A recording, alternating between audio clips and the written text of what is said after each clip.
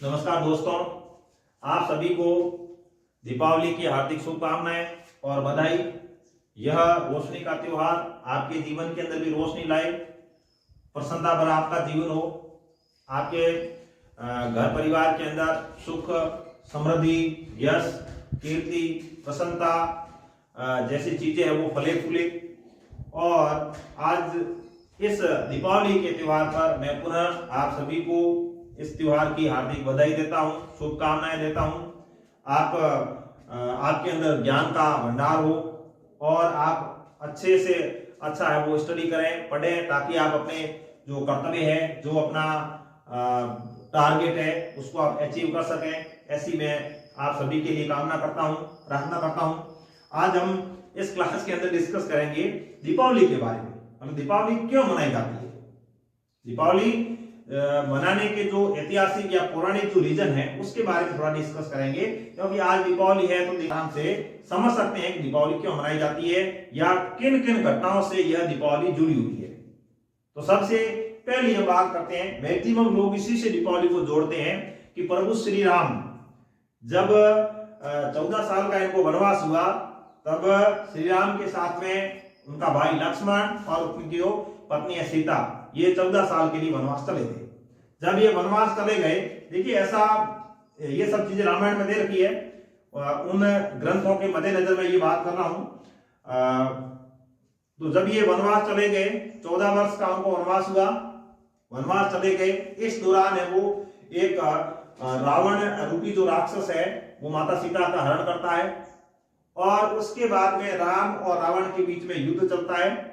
और युद्ध के दौरान अंत में हम कहते हैं असत्य के ऊपर सत्य की विजय हुई, या रावण की हार हुई, राम की जीत हुई। और जब ये जीत हुई तो उन्होंने रावण का वध कर दिया। जब रावण का वध कर दिया, रावण हार गया, तो राम जी वो जीत गए इस खुशी के अंदर। और उसके ऐसा माना जाता है कि 21 दिन के बाद में उनका वनवास समाप्त होता है और वो अयोध्या वापस लौटते हैं। जब वो ये अयोध्या वापस लौटते हैं तब कार्तिक अमावस्या का दिन था। उस दिन लोगों ने जो 14 साल का वनवास कंप्लीट करने के बाद में जब वापस अयोध्या लौट रहे थे प्रभु श्री राम, तो उनके स्वागत के लिए हर घर के अंदर घी के दीपक जलाए गए थे और विचित्र प्रकार की रोशनी उनके स्वागत में की गई थी, पटाखे छोड़े गए, मतलब खुशियों का माहौल था, खुशियां मनाई गई, एक जश्न या उत्सव मनाया गया। उसी से हम कहते हैं कि प्रभु श्री राम जब पुनः अयोध्या लौटे तो उस खुशी के अंदर जो उत्सव मनाया गया उसको वो हमारी एक प्रथा बन गई और हम हर वर्ष उसको दीपावली के रूप में मना रहे हैं। तो प्रभु श्री राम की जब हम बात करते हैं तो ये मामला है त्रेता युग का। ये जो युगों की बात करते हैं, 4 प्रकार के युग हुए। हम बात करते हैं सतयुग, उसके बाद में आता है त्रेता युग, फिर द्वापर युग और अभी कौन सा चल रहा है, कलयुग। तो जो 4 प्रकार के युग है, हालांकि इनके बारे में थोड़ी टाइम के बारे में कंट्रोवर्सी है। कई जगह द्वापर युग है वो 2000 वर्ष पुराना है, त्रेता युग 3000 वर्ष पुराना है, सतयुग है वो 4000 वर्ष, ऐसा भी दे रखा है। और कई जगह मैंने ऐसे भी देखा है कि सतयुग के अंदर लगभग 17 लाख के आसपास 17 लाख वर्ष उसमें है। उसके बाद में त्रेता युग के अंदर 12 लाख, द्वापर युग के अंदर 8 लाख और कलयुग के अंदर 4 लाख वर्ष शामिल है। तो जो भी रही होगी, हम ये कहेंगे कि जो त्रेता युग है, जो रामायण काल है जिसमें रामायण लिखी गई, उसमें ये सब चीजें मेंशन है। तो हम ये कह सकते हैं कि जब प्रभु श्री राम 14 वर्ष का वनवास समाप्त करने के बाद जब अयोध्या लौटे, उस खुशी के अंदर दीपावली मनाई जाती है। अन्य घटनाएं, अब ये अन्य घटनाओं के बारे में बात में वो भी दीपावली से मिलती जुलती है। तो देखिए दूसरा आता है देवी लक्ष्मी का अवतरण। ये राम का आना चलो दीपावली उससे मनाते हैं हम, तो फिर लक्ष्मी की पूजा क्यों की जाती है? तो उसके लिए देखिए जो पौराणिक धारणा है वो ये है कि देवी लक्ष्मी का इसी दिन अवतरण हुआ था।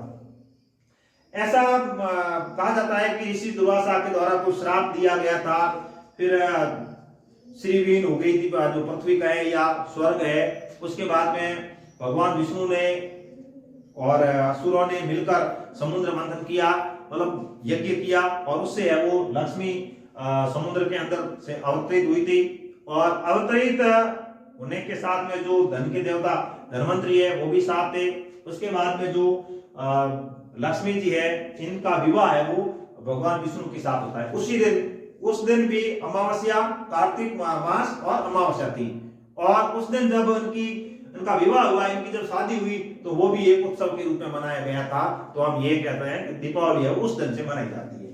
अलग अलग धारणाएं हैं जो इतिहास के अंदर दे रखी हैं, जो पौराणिक धारणाएं हैं, जो घटना है, हम उनसे जुड़ी हुई जो बातें हैं वो करने का प्रयास करते हैं। इसके बाद में आ जाता है त्रेता युग के बाद में आता है द्वापर युग। द्वापर युग से जुड़ी एक घटना है कि द्वापर युग के अंदर एक राक्षस दानव राजा होते हैं जिसका नाम है नरकासुर। नरकासुर वो राजा है। नरकासुर श्री कृष्ण के समकक्ष थे। उस समय की बात है। तो नरकासुर को अद्भुत शक्तियां प्राप्त थी। उसने क्या किया, पूरी जो लोग हैं इनके ऊपर आक्रमण कर दिया, देवताओं के ऊपर भी अत्याचार शुरू कर दिए, और इन्होंने महिलाओं के ऊपर तो विशेष रूप से अत्याचार किए, और इन्होंने महिलाओं को है वो बंदी बना दिया। अपने महल के अंदर महिलाओं को बंदी बना लिया। ऐसी स्थिति में जो भगवान श्री कृष्ण है उन्होंने इस नरकासुर का क्या किया, वध किया, और वध करने के बाद 16,000 महिलाएं, कितनी महिलाएं, 16,000 जो महिलाएं हैं वो उनके बंदी गृह में थी, वहां से इन महिलाओं को मुक्त करवाया। जब इन महिलाओं को श्री कृष्ण के द्वारा मुक्त करवाया गया तो भी लोगों ने इस डिसीजन का या इस निर्णय का या यहाँ पर श्री कृष्ण का है वो स्वागत किया, और उनका जो स्वागत का कार्यक्रम था, जो उत्सव था, जो जश्न था, वो भी दीपावली से कम नहीं था। तो कई बार ऐसा भी कहते हैं कि दीपावली की शुरुआत यहाँ से हुई। फिर और बात करते हैं तो त्रेता युग, जो प्रभु श्री राम के समकक्ष की बात है। त्रेता युग के अंदर ये चीज प्रभु श्री राम वाले रामायण की बात की, यहाँ पर श्रीमद् भागवत पुराण उसमें ये दे रखा है कि राजा महाबली, एक राजा हुए, महाबली का मतलब बहुत ही शक्तिशाली थे। इनको ब्रह्मा जी से एक विशेष प्रकार का क्या कहते हैं वरदान प्राप्त था। बहुत ही ज्यादा इनके पास पावर थी। तो अधिक पावर होने की वजह से इन्होंने क्या, पावर का दुरुपयोग किया। जब इन्होंने पावर का दुरुपयोग किया तो देखिए इन्होंने जो तीनों लोग हैं इनके ऊपर कब्जा कर लिया, और उसके बाद में देवताओं के ऊपर अत्याचार शुरू कर दिए। उस समय सभी देवताओं ने इन्होंने मिलकर बोला कि क्या किया जाए। ऐसी कंडीशन में सभी देवताओं ने मिलकर भगवान विष्णु को बोला कि आप ऐसा करिए, वामन रूप धारण करके राजा जो महाबली है उनके महल में जाइए और उनको किसी ऐसे चक्र में फंसाइए, या फिर उनसे जो शक्ति है वो वापस लेनी है, मतलब जो भी साम दाम दंड भेद जैसे भी करके शक्ति को वापस लेना, उसका नाश करना है। तो ऐसी कंडीशन में जो भगवान विष्णु है उन्होंने वामन अवतार लिया, मतलब बौने रूप में छोटे बढ़ गए, और जो राजा महाबली है उनके दरबार को जाते हैं। दरबार में जाने के बाद वो दान मांगते हैं। क्या मांगते हैं? दान मांगते हैं। अब दान मांगते हैं तो इतना जो महाबली है, राजा महाबली बहुत बलशाली था, पूरे जो भूभाग इसके ऊपर उसका कब्जा था, तो उन्होंने वो कह दिया कि आप जो चाहे मांग सकते हैं। तो जब उन्होंने यस किया कि आप दान मांग सकते हैं आप अपनी मर्जी से, तब जो वामन रूप में भगवान विष्णु थे उन्होंने कहा मुझे 3 कदम जमीन चाहिए, 3 कदम भूमि चाहिए। तो इतना जो शक्तिशाली था, पावरफुल राजा था, और गर्व था उसमें, घमंड था, तो उसने यस कर दिया। अब जैसे ही उन्होंने यस किया, यस करने के बाद में भगवान विष्णु है वो अपने विकराल रूप में उसी रूप में आ जाते हैं, जो खुद का रूप उस रूप में आ जाते हैं। आने के बाद उन्होंने 3 कदम जब जमीन मापी तो तीनों लोक है वो ले लिए। तीनों लोक 3 कदम से तीनों लोक उसमें आ गए। इस तरह से उन्होंने राजा महाबली का अंत किया। तो ये जो उत्सव है इसको भी दीपावली से जोड़ा जाता है। ये मतलब बहुत बड़ा काम है कि इस तरह से जो तीनों लोग हैं जिसके ऊपर राजा महाबली ने कब्जा कर लिया, अब उसको उस राजा महाबली का अंत किया गया। तो ये जो उत्सव था ये भी दीपावली से कम नहीं था। नेक्स्ट एक और घटना आती है पांडवों की वापसी। पांडवों की वापसी ये महाभारत में दे रखा है। कौरव है, पांडव है, इनका जो भी लड़ाई झगड़ा जो भी है वो महाभारत में है। अब पुराने समय की बात करते हैं तो अभी जैसे लड़ाई झगड़े में क्या है, परिवार बिखर रहे हैं, आपस में भाई भाई लड़ रहे हैं, तो लड़ाइयां उस समय भी होती थी। लड़ाइयां उस समय भी होती, ऐसा नहीं कि लड़ते नहीं थे, लड़ते थे। ये यहाँ देखो, यहाँ पर भी लड़ाई हुई है, यहाँ पर भी लड़ाई हुई है, यहाँ पर भी लड़ाई हुई है, यहाँ पर भी लड़ाई हुई है। लड़ाई होने के बाद जो ये श्राप दिया था ऋषि दुर्वासा ने और यहाँ पर भी लड़ाई हुई है। लड़ाइयां उस समय भी होती थी, लड़ाइयां आज भी होती है, लड़ाई होना भी जरूरी है। एक आदमी देखो, जैसे जब लड़ाई हो गई, जैसे मान लो मेरे खिलाफ किसी को बोलना है, मेरे साथ व्यक्ति चलेगा, सब कुछ करेगा, मेरी कोई गलती है, कोई कमी है तो वो बताने का प्रयास नहीं करेंगे। यदि लड़ाई हो गई उस समय वो सब बोलेगा तुमने ये कर दिया, तुमने ये कर दिया, तुमने ये कर दिया। तो लड़ाई होना भी जरूरी है ताकि सच्चाई सामने आ जाए। तो ये पहले वाली जो बातें हैं उस समय इस तरह की होती थी। वर्तमान में क्या है, उस समय लड़ाई होती थी, बातों से होती थी, धनुष से होती थी, तीर कमाने से होती थी। आजकल लड़ाई विकराल रूप धारण कर देती है, इसलिए आज वाली जो लड़ाई वो ज्यादा खतरनाक है। अब देखिए, पांडवों की जो वापसी हुई, कौरव और पांडव जब आपस में जुआ खेलते थे या खेल रहे थे, तब उसमें जो ये पांडव है ये हार जाते हैं। जब ये पांडव हार जाते हैं तो उनको दंड स्वरूप 12 साल के लिए निर्वासन किया जाता है। निर्वासन का मतलब है वो गांव को छोड़ के देश निकाला, जिसको कह सकते हैं। कितने साल के लिए? 12 साल के लिए। अब 12 साल तक वो ये जो पांडव है, 5 भाई, उनकी माता कुंती, ये सब है वो वनवास में रहे। 12 वर्ष के बाद जब वापस लौटे तब हस्तिनापुर की जो पब्लिक है, जो जनता है, उन्होंने इनका स्वागत किया। स्वागत के रूप में एक उत्सव रखा और उस दिन इन्होंने दीप जलाए, घी के दिए जलाए, रोशनी है, पटाखे छोड़ना, और जश्न का माहौल था। इसलिए वो भी दीपावली से कम नहीं था।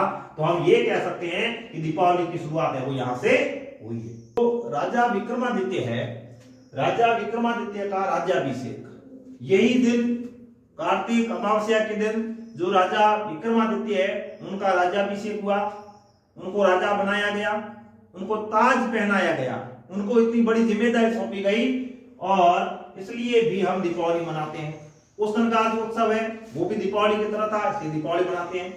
अब ये राजा जो विक्रमादित्य है, इसके बारे में बात करें तो ये महान हिंदू राजा थे, मतलब महान हिंदू राजा थे। उनके यदि हम साम्राज्य की बात करें तो पूर्व में थाईलैंड से लेकर पश्चिम में जो सऊदी अरब है, इनके बीच में इनका ही साम्राज्य था। तो इनका जब राज्याभिषेक हुआ उस समय जो उत्सव मनाया जाता था, उस समय भी दीपक जलाए गए थे। इस वजह से भी हम कहते हैं कि दीपावली की शुरुआत वहां से होती है। नेक्स्ट है स्वामी दयानंद सरस्वती को ज्ञानोदय। दयानंद सरस्वती को जब ज्ञानोदय हुआ, और ज्ञानोदय होने के बाद में जो दयानंद सरस्वती है ये महर्षि दयानंद बन गए, वहीं से भी दीपावली की शुरुआत मानी जाती है। वहां पर जो उत्सव हुआ उस समय भी दीपक जलाए गए थे। तो ये भी दीपावली से जुड़ी, मिलती जुलती या जुड़ी हुई घटना है। उसके बाद में जैन धर्म की बात करें तो जैन धर्म के अंदर जो 24वें या जो अंतिम तीर्थंकर थे, जो थे वर्धमान महावीर, इनको ज्ञानोदय हुआ, इनको ज्ञान की प्राप्ति हुई, इनको ज्ञान का बोध हुआ। और ये जो अंतिम तीर्थंकर है वर्धमान महावीर, इन्होंने ही आधुनिक जैन धर्म की स्थापना की थी, या इसके संस्थापक इनको कहा जाता है। तो उस दिन जो उत्सव हुआ उसी से दीपावली की शुरुआत मानी जाती है। इसके अलावा यदि सिख धर्म के अकॉर्डिंग बात करें तो सिख धर्म के अंदर जो छठे उनके गुरु है गुरु गोविंद सिंह, छठे जो गुरु है गुरु गोविंद सिंह, उनको इसी दिन कार्तिक अमावस्या के दिन कारागार से रिहा किया गया था। और इसी दिन 1577 के अंदर स्वर्ण मंदिर का शिलान्यास हुआ था। तो सिख धर्म के अनुसार यदि देखें तो इस दिन से दीपावली मनाई जाती है, या यहाँ का जो उत्सव था उसमें दीप जलाए गए थे। तो ये दीपावली से मिलती जुलती घटनाएं हैं। नेक्स्ट अंतिम हम बात करते हैं नंबर 10 पे, सम्राट अशोक का हृदय परिवर्तन। सम्राट अशोक का हृदय परिवर्तन। सम्राट अशोक ने कलिंग युद्ध, कलिंग विजय, कलिंग युद्ध के दौरान जो हिंसा हुई थी, मतलब कई लोग मारे गए थे, कईयों के हाथ कट गए, कईयों के पैर कट गए, ऐसे युद्ध स्थल के अंदर कई तड़प रहे हैं, तड़हा रहे हैं। उस समय इनको या इनका हृदय परिवर्तन हुआ, इनको आत्मज्ञान हुआ, उनको ये धक्का लगा कि मेरे से हिंसा हुई है। उसी दिन उन्होंने तलवार को फेंक दिया और हिंसा को छोड़कर अहिंसा का रास्ता अपनाया। हिंसा को छोड़कर अहिंसा का रास्ता अपनाया, तो इसको हम कहते हैं धम्म को अपनाया, या हम कहें कि बौद्ध धर्म को अपनाया। भगवान बुद्ध की शरण में चले गए और इन्होंने बौद्ध स्तूप का निर्माण करवाया। ये जो डिसीजन था, इस निर्णय से सभी लोग खुश होते हैं। खुश होके उन्होंने एक बहुत बड़े भव्य कार्यक्रम का आयोजन किया। उसमें इस तरह से लाइन से घी के दिए जलाए थे और पटाखे छोड़कर या आतिशबाजी करके विभिन्न प्रकार की रोशनी के द्वारा उन्होंने इसका स्वागत किया था, इस फैसले का स्वागत किया था या सम्राट अशोक का स्वागत किया था। इस दिन से हम मानते हैं कि दीपावली प्रचलन में है। तो ये अलग अलग जो पौराणिक घटनाएं, जो ऐतिहासिक घटनाएं जो दीपावली से जुड़ी हुई थी, 10 घटनाएं मैंने एक साथ लेकर इसका जिक्र करने का प्रयास किया। घटनाएं और भी हो सकती है, इतिहास अथाह है, इतिहास के अंदर ऐसी कई घटनाएं और भी है। तो मेन जो 7, 8, 10 घटनाएं मेरे को लगी थी, मैंने उन घटनाओं को इस क्लास के अंदर, इस वीडियो के अंदर समाहित करने का प्रयास किया। एक बार पुनः आप सभी को आज के इस दीपावली जैसे बहुत बड़े पर्व की हार्दिक शुभकामनाएं, बधाई। पुनः मैं आप सभी के लिए ये आशा करना चाहूंगा, ये मैं कामना करना चाहूंगा कि आपको आज ही के दिन अपार यश, धन, कीर्ति, ज्ञान, आत्मबोध भी हो, आत्मज्ञान भी हो और आपके परिवार के अंदर खुशी का माहौल रहे, प्रसन्नता वाला माहौल रहे और आपकी दीपावली जैसा जो त्योहार है इसको हर्षोल्लास के साथ में, परिवार के साथ में, मित्र भाव से, भाईचारे के साथ में हंसते खेलते, साथ में खाना पीना, उठना बैठना, इस मतलब पॉजिटिव एनर्जी के साथ में आप इस त्योहार को मनाएं। पुनः आप सभी के लिए हार्दिक शुभकामनाएं और बधाई। धन्यवाद।